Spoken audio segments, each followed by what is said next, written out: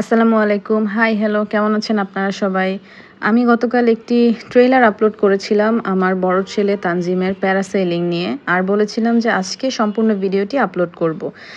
এবং তার সাথে যুক্ত করব ওর মুখ থেকে ওর অভিজ্ঞতার কথা, যে ওর কেমন অনুভূতি হয়েছিল এত উপরে ওঠার পরে। তো প্রথমে বলে নেই যে আমাদের কক্সবাজার ভ্রমণের প্ল্যানটা আসলে খুব হঠাৎ করেই আমার বাচ্চাদের বাবা করেন। কারণ পরিবার নিয়ে অনেকদিনই কোথাও ঘুরতে যাওয়া হয় না, আর দূরে কোথাও কখনোই যাওয়া হয়নি সবাই মিলে একসাথে। তো যখনই বলল যে সে কক্সবাজার যাবে, ২ ছেলে এবং আমাদের বিড়াল কন্যা নিয়ে, আমাদের বিড়াল কন্যার নাম হচ্ছে আইরিশ এবং আমার বড় ছেলের নাম তানজিম, ছোট ছেলের নাম জাইম। তো আমরা সবাই মিলে যখন প্ল্যান করলাম যে হ্যাঁ যাবো, তখন কক্সবাজারের কথা শুনেই আমার বড় ছেলে তানজিমের প্রথম আবদার ছিল যে সে প্যারাসেলিং করবে। কারণ রিসেন্টলি সে খুব প্যারাসেলিং এর ভিডিও দেখতো। সে ইউটিউবে শর্টস যখনই দেখতো তার সামনে মাঝে মাঝে এই ভিডিওগুলো চলে আসতো।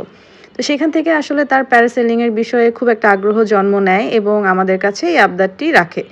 তো আমরা আসলে ভেবেছিলাম যে আমরা অন্যান্য ঘোরাঘুরি করতে করতে এই বিষয়টি ইগনোর করে যাব, কারণ এত উপরে উঠতে হবে এটা আমাদের জন্য খুব একটা মানে প্রীতিকর ছিল না, একটু বলা যায় ভয় ভয় করছিল আমাদের।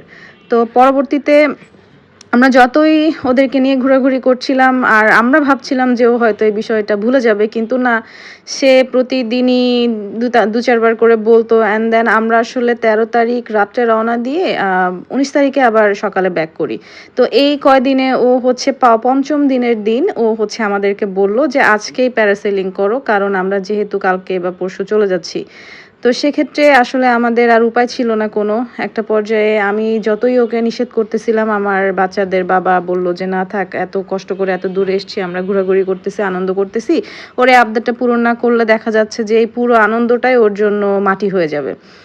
তো চলো যাই, ওর এই আবদারটা পূরণ করি আমরা। কারণ আমার বাচ্চাদের বাবা আসলে বাচ্চাদের সকল ইচ্ছে পূর্ণ করার সর্বোচ্চ চেষ্টা করে, যেটাতে ওদের কোনো ক্ষতি না হয়। বরাবরের মতোই বাচ্চার একটা ইচ্ছে সে অপূর্ণ রাখবে না। তো আমরা গেলাম, এইটা কাকরা বিচের আশেপাশেই কোথাও একটা ছিল, এই মুহূর্তে আমার নাম মনে পড়ছে না। তখন বাজে দুপুর ৩:৩০, প্রচণ্ড রোদ মাথায় নিয়ে আমরা গেলাম আমাদের ছেলের স্বপ্ন পূরণ করতে।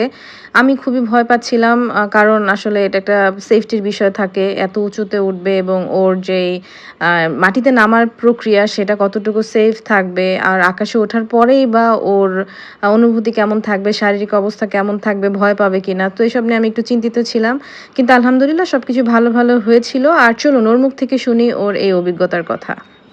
আসসালামু আলাইকুম সবাইকে।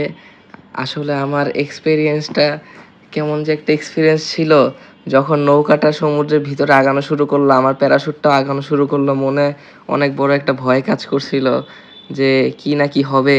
তারপর আস্তে আস্তে যখন পা ঘেঁষে আকাশে উঠা শুরু হইলো, তখন এত ভয় লাগতেছিল, আমি শুধু আল্লাহর নাম নিয়ে দোয়া পড়তেছিলাম।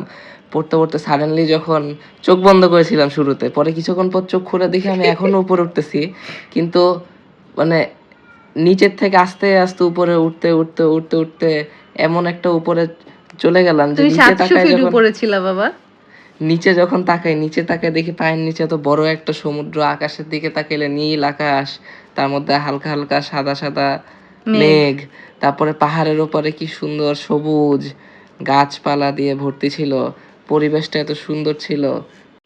তবে প্যারাসেলিং আসলে যাদের হাইট ফোবিয়া আছে এটা তাদের জন্য না, কি বলো বা?